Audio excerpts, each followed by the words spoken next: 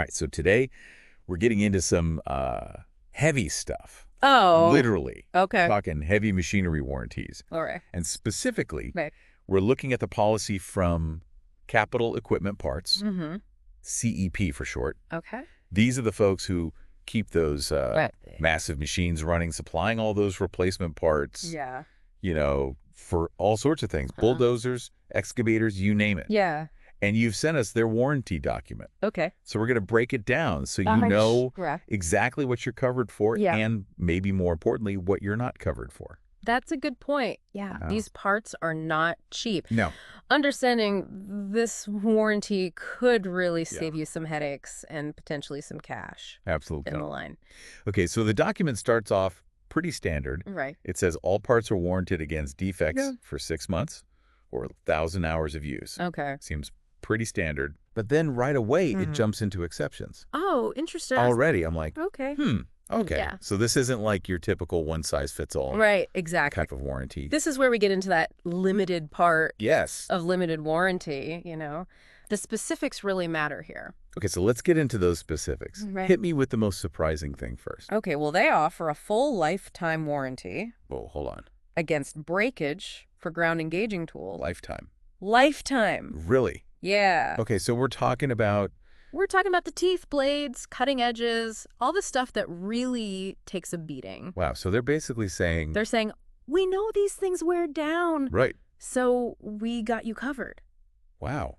That's a pretty strong statement It is. about the quality of their products if they're willing to offer lifetime coverage. Definitely. But there's got to be a catch. Of course. There's always a catch. The coverage is limited to the part itself. Okay. Labor and any damage caused by the breakage are not included. So like... Consequential damage. Yeah, consequential damage, exactly. Covering all that for a lifetime? That'd be crazy. Right, that would be That'd be logistically impossible. impossible. Yeah. Okay, that makes sense. Okay, what other surprises are hiding in here? Well, check out the Interstate McBee diesel engine parts. Okay. These get up to 12 months of warranty, Okay. which is longer. Longer, yeah. But the clock starts ticking 6 months after installation. Wait, 6 months after? After. I've never seen that before. Yeah. Why would you do it that way? It seems like they're anticipating a delayed failure rate. Mm-hmm. Almost like a grace period. Like they're saying, we're so confident in these parts. Right. Pistons, rings, all the internals and externals, Wow. we're giving them 6 months. That's a pretty bold move. It is a bold move. Okay, what about the more, I guess, standard common parts? So your Currenby drivetrain parts have a pretty standard 12 months or 2,000 hours, whichever comes first. Okay. Which is a pretty common way to do it, acknowledging that wear and tear can happen both through age and through heavy use. So I'm noticing a trend here. Oh, yeah. It seems like they're giving more generous coverage, Uh-huh. where like breakage is kind of the main concern. Right. Like those ground engaging tools. Yeah, it makes sense. But then Yeah. they're a little more cautious when it comes to parts that might just wear out over time. Yeah, I mean, that's smart from a business perspective. Right. Yeah. Got to manage that risk. Got to manage that risk, exactly. But they also build trust with that really strong coverage where it's expected to break. Okay, that makes sense. Yeah. All right, so we've got lifetime coverage for some. We got this delayed coverage, and then the standard 12-month. But there's one more category we got to unpack here. Okay. Undercarriage parts. Yeah, these have the most... They seem to have the most complex rules. Yeah, the most complex rules, exactly. Yeah, it's like a... It's a tiered system, almost. Yeah, a tiered system. Average. Okay, so break it down for me. Right. Which parts get the best coverage? So the front idlers, chains, and sprockets, they get the best coverage. Okay. They're covered for breakage and leakage. Hold on. For 1 year or 1,500 hours. Covering leakage. That's interesting. Yeah, so that means they're covering the seals, the gaskets. Right. Basically the whole... It's not just the part itself. Right, it's not just the part itself, yeah. It's like the whole system. It's like, we expect these to stay sealed tight. You know, like a higher level of confidence. Okay, I see how this tiered system's working. Yeah. What about the other undercarriage parts? So track shoes, they get a little less. They're covered for breakage, same time frame. Okay. But leakage is specifically excluded. Okay, that's a pretty significant distinction. It is. Why wouldn't leakage be a concern with track shoes? Well, it probably comes down to function and design, Okay. Unlike front idlers, chains, and sprockets, Yeah. track shoes are... They're just more robust. They're robust, yet they're not really... They're not sealed units. Yeah. You know what I mean? So they're basically saying, if it breaks, we'll cover it. Yeah. But we're not going to worry about leaks Right. because it's probably not going to happen. It's probably not going to happen. It's not a big concern. It's a calculated risk. Yeah. They're assessing the likelihood of failure Okay. and tailoring the coverage. Yeah, this is a lot more nuanced than I initially thought. It's not just a blanket coverage, you're right. It's like a carefully crafted system designed to protect them, but also protect the customer while acknowledging the unique characteristics of each part. Each part, exactly. All right, so we've talked about the general coverage. The exceptions for different parts. Right. But now we got to get to the big question. Okay. What happens if a part actually fails? Yeah, that's the question, isn't it? Do they just hand you a wad of cash and say, go fix it? Not quite. They have two options. Okay. They can either replace the faulty part, or they can credit your account. Okay. But it's important to remember, this is not a blank check. Okay. There are limitations on what they'll cover. Okay, let's get into those limitations. Okay. What are we talking about here? Well, for starters, they'll cover labor costs, but only up to $30 per hour. The $30 an hour? $30 an hour. That seems bad. And no overtime, no holiday rates either. That seems a little low, doesn't it? It does seem a bit low, especially considering... Yeah, especially for these... Yeah, the kind of skilled labor... Instruments machines. Right. Yeah. Yeah, specialized skills needed to work on these things. I could see that causing some friction, honestly. Yeah, potentially, especially in regions where labor costs are higher. Right. Yeah, that raises a good question, actually. What's that? Is that $30 figure fixed, or does it fluctuate? Yeah. Based on region or current labor costs. That's a good point. Yeah. Okay, so what else do they limit?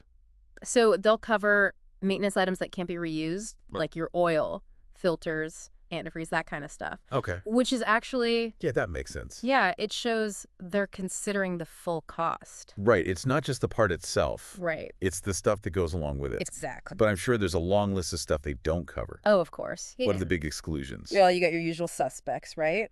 Improper use, weather damage, accidents. Right. That's pretty standard. Yeah. You can't really...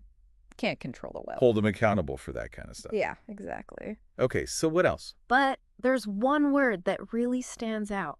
Okay. Abuse. And that's where things get a little tricky. What do they even mean by abuse?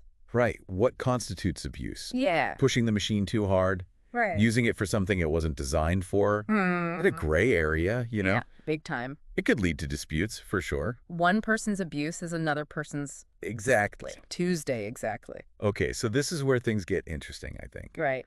We need to talk about the claim process itself. Okay. So walk me through it. All right. What happens if you actually need to use this warranty? Okay, so fortunately it seems fairly straightforward. Okay. There are 5 main steps, starting with notifying CEP about the claim. Okay. You got to give them a detailed description of the issue. Okay, so it's not enough to just say, hey, this thing's broken. Right. You got to give them the details, help them diagnose the problem remotely. Yeah, they're dealing with complex machinery. Complex machinery. We need as much info as possible. Exactly. The more details, the smoother the process. Okay, so what's the next step? They'll assign you a claim number, pretty standard. Okay, makes sense. Then they might need more information or want to inspect the part themselves. Right. And if that's the case, they'll issue an RGA. An RGA? A return goods authorization. Okay, what's that all about? Basically, you can't return anything without one. Oh, really? They're very clear about that. So it's like a... It's like a golden ticket. Yeah. You need that RGA. Okay. It protects both you and CEP, really. How so? Well, for you, it means they're acknowledging your claim. At least they're willing to look at it. Right. And for CEP, it helps them manage their inventory, Makes sense. Prevents unauthorized returns. Okay, so you get the RGA, then what? Then you got to package the part and send it back. And they're very specific about packaging, too. Really? Yeah, the warranty's void if it's damaged in shipping due to improper packaging. So no, just tossing it in a box with some... Exactly, bubble wrap. You got to pack it, right? So this kind of ties back into that whole... It does. During shipping exclusion, yeah. Exclusion, yeah. You're responsible for getting it there safely. Okay, I'm getting kind of nervous just thinking about all the ways this could go wrong. I know, it's a lot of responsibility on you. What if they deny the claim? Yeah. What happens then? Well, they hold on to the denied parts for 30 days, Okay. but what happens after that? Yeah, I was wondering about that. They don't really say, do you have to pay to get it back? Right. Do they scrap it? Oh, those are good questions. Yeah, we might need to ask them about that. All right, so before we get to that, Mm-hmm. I want to go back to that $30 an hour labor cap. Yeah. I mean, it's great they'll cover some labor, Mm-hmm. but is that really a realistic rate? Especially in the U.S. Yeah. You know? Yeah, and what about if it happens, like, on a weekend? On a holiday, yeah. Yeah, you need that thing fixed. Yeah. And you're stuck with a huge bill. Yeah, it raises some questions about fairness Yeah. and regional equity, you know? Right. Are they considering different labor costs in different markets? Yeah. Or is it just one size fits all? It's a good question. Yeah. All right, so that's going on the list of questions for CEP. Mm-hmm. But this whole labor cost thing got me thinking. Oh, yeah. What are the implications for the industry as a whole? That's a great question. Like, these machines are only getting more complex, Yeah. more expensive to fix. More and more expensive to repair. As technology advances. That's So what does that mean for warranties? Well, I think we're likely to see more tension around labor coverage, Yeah. you know, as costs rise. So we could see warranties become Potentially less comprehensive. less comprehensive, yeah. More restrictions. More restrictions, yeah. Definitely a possibility. That's a little concerning. But maybe it could lead to some innovation, too. Yeah, maybe Right. we'll see more standardized language or even third-party arbitration to Interesting. handle disputes, Yeah, that would be interesting. create a more level playing field. Okay, so for now, we're stuck with this Mhm. CPP warranty. We got to figure it out. All right, so we've covered the coverage, Yeah. the claim process, Mhm. the potential pitfalls, Right. but there's one piece missing. Okay. What happens after you send the part back? Yeah, how do they actually evaluate the claim? Yeah. Unfortunately, the document's pretty vague on that point. So we know what goes in, Right. we know what comes out, Mm-hmm. but we don't know what happens in between. It's a bit of a black box, Yeah, kind of unsettling. especially when you're dealing with an expensive repair. Yeah. I guess we need to put on our detective hats Yeah. and try to figure out what's going on in there. Let's do it. What do you think they're considering? Okay, well, based on industry standards and my own experience, Yeah. we can speculate a bit. Okay. Keep in mind, this is just speculation. All right, I'm ready to speculate. Okay. So the part arrives at CEP headquarters. Yeah. What's the first thing they do? I'm willing to bet they verify that the part is actually covered. Okay. They'll check the part number, purchase date, machine it was on. Makes sense. Got to make sure it's within the warranty period. Right. No point in wasting time. Wasting time on something that's not covered. If it's not covered. Exactly. Okay, then what? Then they'll probably do a visual inspection, Okay. looking for obvious signs of damage, wear and tear, improper installation. So if you send them something that's clearly mangled, Yeah, they're going to notice. they're going to notice. Okay. They're looking for anything that says, hey, this isn't our fault. But what if damage isn't so obvious? Well, then they might need to go deeper. Okay. Specialized tools, Wow. techniques, analyze the internal components. So like x-rays and stuff. Potentially, yeah, x-rays, chemical analysis, Wow. even 3D scanning. It's like a whole CSI team. It is. They're trying to get to the bottom of it. This makes me realize how important it is Uh-huh. to have a really accurate claim description. Right. Like if you say it failed suddenly, Right. but their analysis shows wear and tear, Exactly. that's not going to look good. Not going to look good at all. Yeah. Honesty's the best policy, for sure. Okay, so they've done their inspection. Right. They've analyzed the part. They've looked at your description. Yeah. What happens next? Well, best case scenario, they approve the claim, Okay. acknowledge it was a defect, Yeah. offer to replace the part, or credit your account. Everyone's happy. Everyone's happy. But what if they deny the claim? Yeah, then things get a little more complicated. Oh, They'll God. give you a written explanation Right. outlining their reasoning. So they don't just say no. Right, they have to justify the denial. Okay, and this is where the conflict comes in. Exactly. You might disagree with their assessment. You might think, hey, I did everything right. This isn't fair. Exactly. And that's when things can get heated. Okay, so what are your options then? Well, first step, carefully review their explanation. Okay. Make sure you understand their reasoning. Don't just get mad. Don't just get mad. Yeah. Actually, try to see their point of view. See their point of view. Exactly. Okay, and then what? If you still think you have a valid claim, Mm-hmm. you can try to appeal. So there's a process for appealing. There is. What's that involve? You might need to provide more evidence. Okay. Like documentation of your maintenance. Yeah. Photos, videos, witness statements even. So it's like building a legal case. It is. You're trying to convince them they made a mistake. Okay, so what if, even after all that, they still say no? Right. What then? Well, then you have to decide if it's worth escalating. If it's a small claim, you might just let it go. But if it's a lot of money? Yeah, if it's a significant amount. You might have to. You might consider legal action, but you got to weigh the costs and benefits. Okay. Litigation is expensive and time-consuming. And there's no guarantee. No guarantee of winning. So before you go down that road, exactly. Talk to a lawyer. Talk to a lawyer who specializes in warranty law. Okay. They can assess your chances and guide you.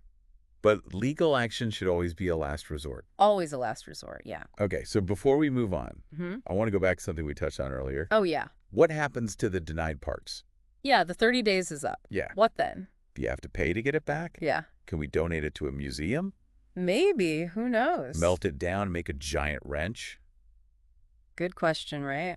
The document doesn't say. Doesn't say. All right, so that goes on the list of questions. Okay, on the list. For CEP, along with the labor cap thing. Right. And probably a whole bunch of other stuff we haven't even thought of yet. It's like a treasure map, this warranty. Leading to more and more questions. But that's what makes these deep dives so fun. It is, isn't it? We're really getting into the nitty-gritty details. The nitty-gritty, exactly. Okay, so where do we go from here? Well, I think it's time to bring all this theoretical knowledge to life. Okay. Let's imagine some scenarios. Okay. See how this warranty might play out. All right, let's do it. Let's put it to the test. All right, time for some hypotheticals. All right, so let's fire up the imagination here. Okay. Put this CEP warranty to the test. Right. First scenario. Okay. You're a construction company. You got a fleet of excavators. Working hard on a big project. Okay. And one of those brand new CEP track shoes. You bought cracks after just 6 months. Oof. That's a tough break, literally. Right. Yeah. And it could be a costly one, too. Yeah, especially if that excavator's out of commission. Exactly. So you do what any savvy owner would do. Right. You contact CEP. Right. File a warranty claim. And you document everything. Okay. You got the incident. You explain the track shoe crack under normal operating conditions. Yeah. State of construction site. Okay. You back it up with your impeccable maintenance records. All right. You ship the cracked shoe back. All neatly packaged according to their instructions. Good. And you wait. Oh, the suspense. Right. What happens next? So there are two paths this could take. Okay. And it all depends on CEP's evaluation. All right. Let's start with the good news. Okay. They approve the claim. Phew, that's good. Right. Yeah. So they send you a brand new track shoe free of charge. Nice. They might even offer to cover some of the labor costs. Oh, okay. But remember, that $30 an hour cap.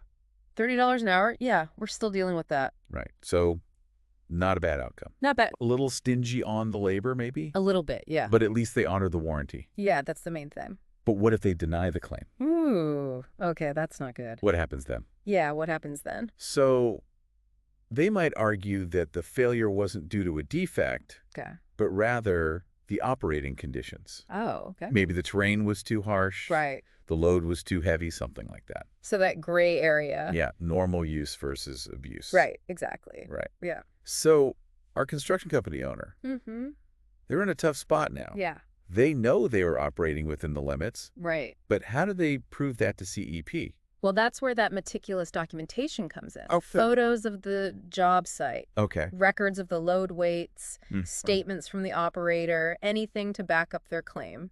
So it's like they got to build a case file. Exactly. You got to fight back against that denial. Okay, that's a great example of how things can get tricky, even with a simple part. Right. Like a track shoe. Okay, let's try another scenario. Right. This time, higher stakes. Okay. You're a mining company. Okay. A CEP-supplied hydraulic pump on one of your massive machines fails after a year. That's not good. Yeah, hydraulic pumps are essential. Yeah, and those machines are not cheap. No, a failure can mean a huge production delay, costing tons of money. So you file a claim, but CEP denies it. Oh, no. Their reasoning. What is it?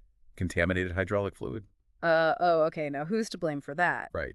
Was it a faulty filter from CEP? Yeah. Was it a maintenance error?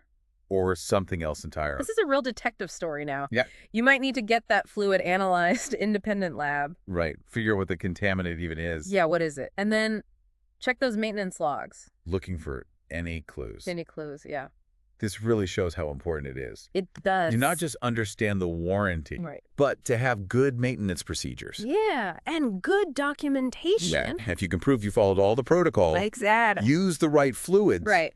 and it still got contaminated. Then you have a strong case. Yeah. But also, this is where that labor cap could really hurt. Oh, yeah. If you're spending weeks investigating with specialized mechanics. That $30 an hour is not going to cut it. No, not at all. Okay, so we've seen how things can go wrong. Yeah. Even when you're trying to do everything right. It's tricky. So let's switch gears. Okay. Let's be proactive. Yeah. What can our listeners do to maximize their chances of a good warranty experience? Well, first tip, and this might sound obvious. Okay. Read the warranty document. Read it. Read it. Really? Yeah, no, it sounds basic. But people don't do it.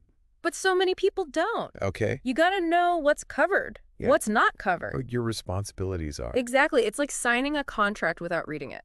Right. Yeah. You're asking for trouble. All right, so read the document. Read it carefully. Okay, what else? Document everything. Everything. Everything. Maintenance, parts, operating conditions, all of it. So if a claim does come up, you're ready. You're ready to go. You got your evidence. Okay. And don't skimp on quality. What do you mean? Use the right parts, the right fluids. Okay. The stuff that meets the specs. Don't cut corners. Yeah, it might save you money now. But it could come back to bite you. Exactly. And if there's any doubt, call CEP. They'd rather answer your questions now than deal with a dispute later. Exactly. Okay, great advice. Yeah. So we've covered a lot of ground here. We have. What are the key takeaways for our listeners? Well, the CEP warranty is complex. Yeah. Lots of moving parts, potential pitfalls. Right. But with planning, documentation, and the proactive approach, you can navigate it effectively. All right, so knowledge is power. It is understand this warranty, and you're in control. Take control, Thanks for joining us for this deep dive. Absolutely. Into the world of heavy machinery warranties. It's been fun. Until next time. Yeah. Keep those engines running smoothly and those claims covered. We'll see you next time.